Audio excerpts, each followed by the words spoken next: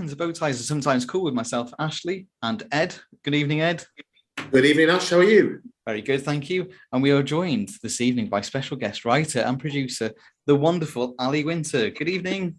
How are you, Ali? Good evening. I'm good, thank you. Keeping warm. So, Ed, I'm going to hand over to you if that's okay, Ed, because as with Brilliant. previous ones, when we've got Doctor Who guests, you are the man. You are the Doctor Who expert. Even though I've given you that title, no one else has, to be fair. So, yeah, I'm going to hand over. You're too kind. Ed, over to you, my friend. Okay, thanks, Ash. So this is from Ali's biog. Ali is a writer who has produced audio dramas, short stories, screen and theatre plays, and one or two love letters. Ali has lived in 4 countries, taught English as a foreign language to people of many different nationalities and professions, walked El Camino de Santiago, driven across America for Obama's inauguration, become a science communicator and content writer, worked with the Alan Turing Institute and Smithsonian Channel, performed in Sondheim musicals and swum with pigs in the Bahamas. Ali has worked as an actor in audio, musicals, commercials, web series, and some Evo short films. Things Ali loves include stories, cosmology, Mises, cheese, penguins, trusting something you can't see, and defeating haters. She says we're all ugly bags and mostly water, and thinks this is beautiful. Fabulous. Love that. So, Ali, Yes. you're a writer, producer, actor, director, but we're going to go on to writing. When did you first realise that writing was the career that you wanted to pursue, or part of the career you wanted to pursue? I think writing was probably the first thing that came up. So around the age of 9, coincidentally watching Doctor Who, I was having some very vivid dreams as a result of all the things I was seeing on TV. And I used to draw a lot. And before I realized what I was doing, I would create storyboards, essentially. So comics, and I'd do a lot of caricatures. And I was writing without words at that point, not proper words anyway. And then I have a recording of myself and my mother in an attic somewhere in England saying, I think I want to be a writer, illustrator. And I think that's my first declaration of my intentions. And then I saw something at the theatre and realised that I wanted to be an actor. So it sort of all snowballed, and I shift in and out of these personas. So from quite an early age then? Yes. Yeah. And how did you pursue that? I just did what I felt like doing. I wrote stories, I told stories, I continued drawing. And I don't think I ever believed I would be a professional writer. I thought that would be a great thing to be. But everyone around me was like, oh, that's not going to happen. Get a real job. Go and work for an insurance company, which I also did. I don't recommend that. So I think I started to realize it could happen when I was in my early 20s, and I got some encouragement from quite random places, but mentors and people that had come across things that I was writing professionally, not stories or anything, but just writing for work, my jobs and my day jobs that I was doing. And they said I was putting things well. So it gave me a bit of confidence that I'd not been experiencing until that point. And then you've gone on to create a web series called Divine White. Can you tell us a little bit about that, what it's about, what you wanted to say through it? Yeah, so because I didn't think that I could be a professional writer for a very long time, I was pursuing acting from the age of about 16 onwards, and juggling many other things. But as part of that, I ended up in LA for about 3 years, and I was working as an actor, becoming a bit disillusioned as an actor, and coming across some very curious characters on the scene who perhaps shouldn't have been there. And Divine White is one such sort of predatory drama teacher who sells a lot of, well, what you think are going to be all the answers, but they're not really. There's a lot of people like that in LA, along with all the good people. So I think at the time it was certainly therapy to play with that, but it was also a mockumentary. So very sort of Ricky Gervais, The Office, but for actors and in particular in Hollywood. And your blog again, we read out earlier, so has you as an actor who's performed in Sondheim, but you're also a writer. So does being a writer and performer give you a different perspective on performing, and likewise being an actor looking back at the writer's work, does that give you a different perspective on writing? It absolutely does. I think when I first started writing screenplays, I would write it from the perspective of playing each character and going through the thought process. So it's very much an actor's perspective. And when I'm creating episodes now, I really want to give the actors something good to do. It's not just exposition, but something juicy and something that they've not been able to touch on before, perhaps. So I'm very conscious of that. And if I meet actors, I often say, is there anything you'd like to do that I can try and get in to this? So I want to do that for them. Conversely, perhaps more now than earlier, I feel very sorry for all writers who might find that people come along and think they can just change words or ad-lib, which I'm trying to be less uptight about. It's a bit of an off-the-cuff on this, though. I don't suppose there's any chance of a Sondheim-style prestige musical for big finishes there. I love the idea of a Doctor Who musical, and they had Doctor Who in the Pirates, Gilbert and Sullivan style, Sondheim style with the Eighth Doctor. Oh my goodness, that would be the stuff of dreams. Wouldn't it? Yeah, I'm not sure anyone would be able to recreate Sondheim to the extent that one would want. But it would be the stuff of dreams because it's so darkly beautiful. I think they would go very well together. Fabulous. The latest one of your episodes that has been released is the opening story for the second Rose Tyler box set called Saltwater. Yes. Now, the Rose Tyler, for people who haven't heard it, is set during, just before series 4 of Doctor Who, where Rose is looking for the Doctor with a dimension cannon, going across different parallel worlds, trying to find the Doctor. So obviously with that overarching storyline there, were you given a shopping list for writing the story, or is it all your story? It's all my story. The steer was it has to be something happening on an alternate Earth, and preferably family-centric. So I wanted to have lots of moments between Rose and Jackie, basically. And because I sort of had an idea of what the other stories involved, it steered mine to which characters were featured. So Jackie's only in Saltwater over the phone, mostly. So it's more of a Clive-heavy episode. But apart from that, the actual plot is mine, and it did take a little while to come up with something, something gripping. And you just mentioned Clive there, you sort of alluded to my next question. I really, really love how Clive's been developed. When I grow up, I think I want to be Clive. Was he a character you were particularly drawn to? He was a character that I feel very warmly about. I felt like I did want to see more of him.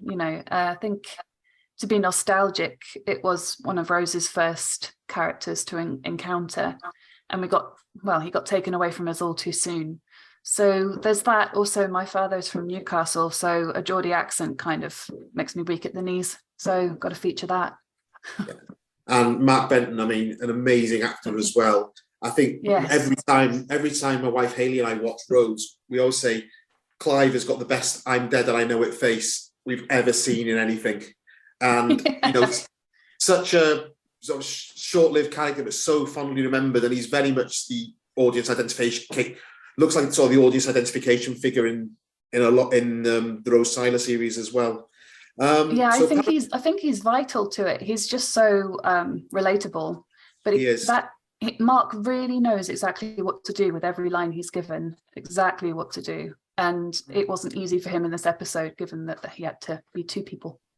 But this is it. Combination of your writing and Mark Benson's acting is which Clive's speaking. So even though he's exactly the same voice and intonation, which Clive is Rose's Clive, which Clive is the Clive from the Parallel Earth. So kudos to you and Mark, fantastic.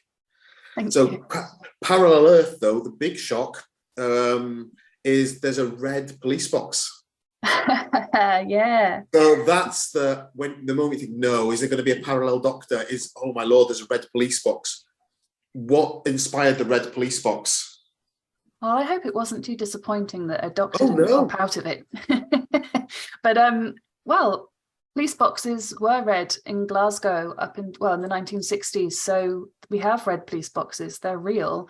But imagine that they were all red instead of just blue. So it's one of those tiny little moments, a fixed point in time, I suppose, that somebody decided that it should be blue or it should be red. And it's that sort of fragile difference. But I've got family up in that part of the world. So I was also up there during the pandemic most of the time. So walking around the streets of Glasgow and gazing at the red police box, that's what did it. Fabulous. The story, I mean, it's set on a parallel Earth, but really it's quite a harsh, cracked mirror to the times we live in. You've got, the rising tensions, the people who don't believe the government, think they've got a right to stay in a dangerous zone. And then you've got the environmental issues as well. I'm sure there's lots more issues in there that are being dealt with that I haven't picked up on. But are you happy you've addressed everything in this story you wanted to address? I worry I might have over-addressed some things. I mean, it's funny that I know a lot of people have talked about it being very political, but what I particularly wanted it to do was those conversations are happening everywhere in our world. And just imagining those conversations, but in a different context. So they are quite relatable, but just with a little twist. It's like, hang on a second, I wouldn't agree with that sentiment in this climate on this side of the fence, but on that side of the fence, the way that person has said it in that context, oh, maybe I'm on that side. I like just messing with that without any answers, just to kind of, mess with people, which is the best thing. Yeah, and really as well, I didn't write this down, but it's really great to have a female-led box set with 3 female writers on it as well, because women have been so underrepresented in sci-fi writing since year dot, and it's just brilliant. The balance is being sort of redressed a little bit, and Big Finish are fabulous at that. They are really, really good, and I'm very excited because A.K. Benedict is one of my Big Finish heroes, and then Emily Cook, that's her first script, and it's an absolute belter. So I'm very proud of the box set for all of us. I mean, the vision's been amazing, and Big Finish are doing well. They're a really good example to other companies, frankly. And you've written a unit story as well, which I've got to have my hands up and say I've got it, but I just it's on the massive pile of I will listen to it when I get to it. Can you tell us anything about your unit story, the one that's out? I certainly can. That came out in July, and this one was very personal as well. This is the first project that I was offered, and it by chance happened to feature the brigadier that I met as a child. So, I mean, through the TV, but Brigadier Bambera, who I'd also seen in Red Dwarf, I think, or maybe that came after because I would have been too young for Red Dwarf, but I was aware of the actress. And this was their first foray into bringing her back. And I got to also pitch my own ideas, and they chose the one they wanted to go with. I'm really very proud of it. And I love science, and I've done science communication as a job for a while now. And just tweaking with things is so much fun. So the story itself looks at things going backwards instead of forwards, a scientist who's very misguided. And we meet 2 new characters. So it's the first new set, got Robert Valentine's story first and Alfie Shaw's one as the third story. There's another one coming out next month, I think. And we meet a great team for Bambera. So it was really exciting to be involved with something completely new and a whole new team. Fabulous. I'm definitely going to have to make time to listen to that in my busy life. It sounds fabulous. I mean, I'm a massive McCoy fan, so yeah, Brigadier Bambera. I cannot wait to hear where she goes. So thank you very, very much for answering my questions. Of course. I'll pass you back over to Ash now. Well, thank you, Ed. Yes, back to me. So I've got some questions for you, Ali, about Temporal Logbook III. A few weeks ago, we spoke to James Sylvester, who has been instrumental in this and edited it. How did you become involved in it? I think James has put this quite well in other interviews for the book, that we're all sort of lurking on Twitter during lockdown and bouncing ideas around and bouncing trauma around. And then he got in touch. Well, he was great, actually. This is such good Twitter etiquette, actually, especially for guys who want to talk to women, I would say. He replied to a tweet and said, "Do you mind if I DM you first?" And I was so impressed with this little bit of courtesy. I was like, yes, please do. And then he mentioned the project. And at the time, I had a bit of a gap between other things. And I thought, yes, please, that would be delightful. So that's how that happened. And the rest is history, so that, as they say. Well, no, I mean, it's a wonderful story. I mean, clearly, obviously, it's about Doctor Who, but I felt there was lots of elements, about family in general, really, because you've got the family unit there in the sense of Rory, Amy, River, and the Doctor. Plus, then you've got Leonard, who's got his whole backstory about, the fact that he's lost his wife, and then relationship with his family, and sort of how that turns by the end of the story, how his outlook changes through that story. So I was just wondering what inspired you to write that story. Well, it's funny. It has its origins in one of the short trip competitions that Big Finish do. So a few years ago, I wrote a premise for the story, but it was actually the 12th Doctor and Nardole on the beach meeting Leonard. And that was, they don't ask for the whole story, they ask for the first page and an outline. And I had a very, very warm response. I didn't win the competition, but they were like, "We love this story. It's very touching. Please continue writing." And that was my first communication with Big Finish back then. And then the story sort of sat in my documents for a little while. And then when James talked about this project, I thought, haha, I can make this work. But I think I came on board a little bit later than some of the others. So most of the Doctors had been taken.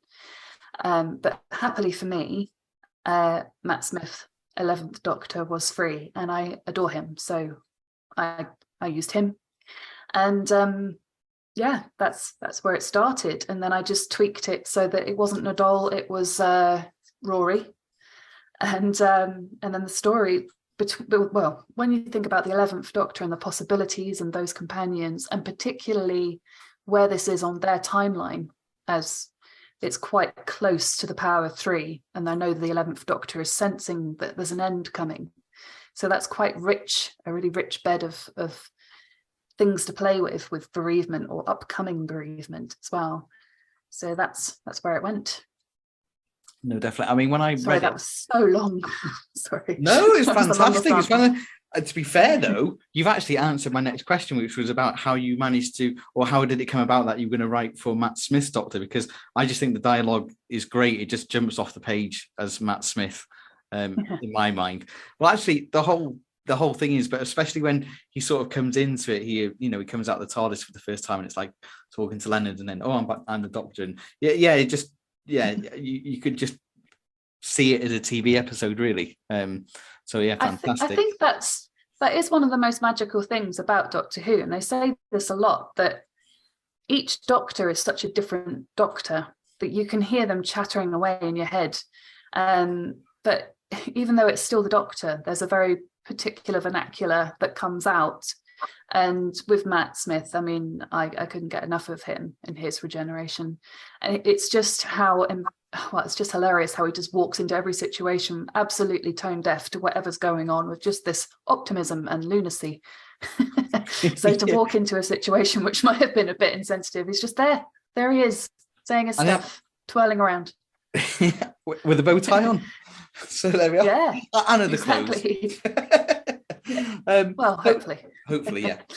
Now there is quite a bit hopefully. Well, absolutely, yeah. Whatever our listeners want to yeah. Now there is no shaming here. Now there is a bit of technical jargon in there. Now I'm going to get this wrong anyway, because I've spoken to you about this before we recorded. And I got it wrong 3 times anyway. So, so Yottabyte, I think, is in there, or Yodabyte, as it's referred to by some of the by Rory. Now, when I was reading that, I was thinking, I'm loving this jargon now. But is it real jargon? Ed, you'll know as well. Is it real Doctor Who jargon? Is it real Doctor Who jargon? It's not. It's real life. It's real life jargon. Real That's life probably jargon. the most. Yeah, and it's probably the most scientific part of it. in terms of actual science. And I researched this, and when the doctor says how long it would take to download using current Earth technology, that's what I actually Googled. When I say it's science, I mean I Googled it. Well, yeah, but that's fact. I didn't test it. I didn't test and test, but trillions of years, it's massive. Yeah, that's. I mean, yeah. That though, it reminds me. No, I'm not taking away from your story, but it just reminds me. What's the chap? Is it Brian Cox? Yeah, when he talks about things, and he'll say, "And it's a billion, trillion, million years away," and you'll go, "That's a lot." That's a lot. Yeah, but I don't know what that means really in real terms. But yeah, great. So anyway, it was a bit of that. It was a bit of a Brian Cox moment. It's like we live in a universe of wonders. Absolutely. But yeah. One of the things I wanted we did speak about before when we were talking about, I asked you about when you wanted to become a writer, and you were saying that you'd done storyboards in the past and so on. And I just wanted to ask you how you approach writing now. Has that sort of changed? Yes, so I can't draw anymore, sadly. That was what kept me going for many years. But adulthood doesn't, well, unless you are that focused, it doesn't really. Well, it didn't present me with many opportunities. I had to focus on other brilliant things. So now, somebody asked me quite recently how you can turn it off and on, because I've just had a couple of weeks where my brain was saying nothing to me. And yet the other night, about 4 a.m., a character's monologue came to me loud and clear right in the middle of the night, which I didn't appreciate. I was quite tired. And this is for a play I'm working on. Which I just dropped that in casually, but it's for something I don't need to be working on yet, that I shouldn't be working on until next year, but there it was, loud and clear. And this person on Twitter asked me, they said, can you turn it on and off? And I have learned that I can, with noise cancelling headphones, focus my mind and find the right piece of music that keeps me in a particular scene or mood or vibe, and that helps me write. But otherwise, if I was to wait for inspiration to come, it can come like the rain, drizzle or thunderclap or whatever. It's unpredictable, but I can, you have to when you're a professional writer. You can't just wait around. I must admit, going back to... I don't know where it comes from. No, when I was in university, some of my best things that I wrote, not stories, clearly, but essays and so on, were whilst I was listening to music, or, as I'm very proud of, one of the ones that I got my highest mark on, as I was watching Tomorrow Never Dies. Oh, brilliant! I know, yeah. Before the film had even finished, I'd already typed about 6 pages, 7 pages. That's all that was needed, and they said, "Wonderful." Yeah. So, maybe, there you go. You see, I'm living proof. Everything else was rubbish. But there we are. So, no, fantastic. Yeah, I think it is. It focuses your mind in a particular way. Because for me, there's so much going on all the time. I'm neurodivergent, and I find it really difficult. I can't concentrate with anyone else around me. So with the headphones on and with a particular bit of music, or even white noise, I sometimes just listen to rain on YouTube for 10 hours. And that just seems to silence out the other noise that I don't need at that time. So in a way, it's not what you do, it's what you don't do. You manage to relax into something and not try and do 10 things at once in your brain, I find. Amazing. So we've spoken to you a lot about your career and what you do, but what do you like to do in your own time? Well, actually, we have mentioned cheese, I think, and was it cheese and penguins, I think, was in your bio? Cheese and penguins are very important to me. One is more available than the other. I can get one from M&S. I was going to say, penguins. Well, the way that prices are going, isn't it cheaper to buy a penguin these days? Probably than penguins. Oh, you can't just buy one though; they get lonely. You have to buy a lot of them. So, Mr. Popper's Penguins is a good film for that, by the way, about what you should and shouldn't do if you happen to have penguins. But on a day-to-day basis, well, the last year has been really, really, really busy writing-wise. So I've actually had to fight to do things that aren't writing to try and switch off. So I love swimming. That helps. Even though my local pool just closed, so that doesn't help. But today I was feeding the crows, because that's what you do when you are a weird writer person. And I live next to Ealing Common, and there are 2 murders of crows. They're sort of warring factions. It's a bit like the Jets and the Sharks. So I have to feed one and then cross the boundary to the other one. Otherwise, they fight each other for my monkey nuts. So, do they have the music though? Do they have the music when they face off? They should. Yeah, That's they what really should. I'll play it for them. Yeah. Yeah. Oh, it's quite delightful. They're so brilliant. They remember your face, and they're very sweet, and they'll bring you things if they know you well. So that's what I'm going for. Just a long-term relationship with some birds. I'm You can read into that what you might. Well, I'll be honest though, it's far more interesting than what I do. So yeah, fantastic. I'm going to go and find some crows and feed them things. And, yeah. They like monkey nuts. Monkey nuts, yeah. There we are. See, learned something new there today. Every day's a school day. Right, I'm making a note here. I learned so much in these things. I don't know when it'll ever come up. Maybe it'll come up in a pub quiz one day. What do crows like? Monkey nuts. That's the tiebreaker done. Sorted. Now, with that in mind, Ali, we're going to ask you. But we have a Christmas quiz that we intend to do. Mastermind based. So you choose a specialized subject. We are reaching out to you and asking whether you would consider it. We do have some people back. I think James is coming back, isn't he? With possibly Valentine as well. Yeah, Rob's possibly. James is, I think, thinking what, Sherlock Holmes? Maybe is he? Yeah. Yeah. That's the problem with those two, like Rob Valentine and James. They're both like, we all love the same stuff, so we're all gonna have to fight over the same specialist subjects. Do you know what we could really spice this up? Really, we could actually have them all with the same specialized subject, pitting them against each other. A brainwave. A brainwave. Do you know what? I'm not just pretty face, am I? Let me put this one down. So, Ali, thank you very, very much for taking the time to speak to us this evening about your life, the universe, everything in crows. Thank you. And yeah, I will hand over to Ash to say what he has to say to finish up. Do you know what? I have nothing more to say. I think everyone's heard far too much of my voice this evening, probably talking about all sorts of different things. I feel the same way. Yeah. Hey, now, come on, calm down. Listen, calm down now. Calm down. Listen, everyone wants to know about the fact that I did one of my best pieces of work whilst watching Tomorrow Never Dies. So everyone wants to know facts like that. There we are. I definitely do. See? You feel, I'm sure you're going to bed content tonight knowing that bit of info. Oh, I can almost match that, maybe, perhaps. Second year English literature exam. Didn't revise Coleridge. Coleridge came up and I passed it because the Iron Maiden version of the Rime of the Ancient Mariner was in my head because I've been listening to Iron Maiden for weeks before. And basically it's the whole point of the Rime of the Ancient Mariner to heavy metal. That's amazing. So Ali, can you? I think I know some things because of that. What? Oh, something like that.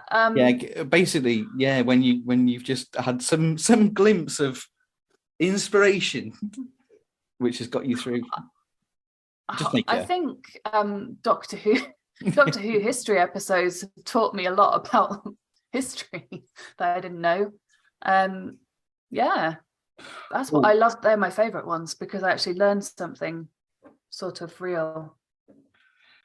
Sort of real. I tell you what we need to do just before we go. I'm going to throw in 2 extra questions. I'm sorry because we've gone off on here, but I think I'm going to know the answer. Who is? I'm going to make you pick. It's like picking your favourite kid, I suppose. But who is your favourite Doctor Who? I think I know the answer, but go on. Yeah, my favourite Doctor is Sylvester McCoy because that was my childhood, and especially. Well, as soon as Sophie Aldred joined, because she was the same age as my older sisters and had a really cool jacket and all that stuff, and I wanted to be her. And yeah, I loved him. I still do love him very much. I was actually quite trendy because I went to a Manchester Comic Con years and years ago, and this would have probably been just after the series finished. And I was there wearing an Ace jacket. I looked totally out of place, but I looked really good though. So yeah. So ideal. And then I think I was just going to say, additionally to that, that it was just a big sadness that it was cancelled when I was still a kid, and I'm still feeling quite bereaved. And I recently tried to watch the movie again, and it's what happens to my doctor is one of the nastiest things that happens in the entire 60 years of Doctor Who. It's just because it's such a real world death. I find it profoundly traumatic. So, yeah, just thought I'd share that. Well, on that happy note, we've been bow ties are sometimes cool. No, did you read the Virgin? No. Did you read the Virgin New Adventures though? No, I didn't know about those. I didn't know about the I didn't know there was a magazine. I was cut out into the void until. The problem now is they're so blooming expensive to get them. It's really? Oh well, the last Lung Barrow, which is possibly one of the greatest Doctor Who stories ever, it's about 500 quid because it was a very short print run. Jeez. But what's it called? It's Lung Barrow, LUNGBARROW. It does have a copy, and whilst we're on said subject, even start again, yeah. And whilst we're on that subject, even, Ed, what is the one that you're after? Just in case any of our listeners have got the book. Yeah, this is wonderful. I used to have a full set of Virgin New Adventures. Bought them in my early 20s. Lost most of them through several house moves, and one of them I've lost is So Vile a Sin, which is it makes Lung Barrow look common. It's just you just can't get it. So if anyone's got a spare copy, then please sort of send me a link. We'll be eternally grateful. We'll be eternally grateful. I would. Yeah. Right, so I'm going to try and wrap this up for the second time as I went. It took us on a totally different path there. So we have been Bow Ties Are Sometimes Cool. Ali, thank you ever so much for joining us this evening. You've been an absolute star, and thank you for giving us. Thank you for having me. Well, you are coming back for the quiz, aren't you? You see, you've committed yourself that now, so you're there. That's it. That will be now. early December, but it probably won't go out till Christmas. Doesn't that sound professional? Like we're a real production company. Yes, yeah, we're recording in December, possibly then. So that's you're locked in for that one. No, but thank you ever so much for this evening. So I'm going to say goodbye from me, a goodbye from Ed, goodbye from Ed, goodbye from Ed, and goodbye from Ali. Goodbye. Take care, folks.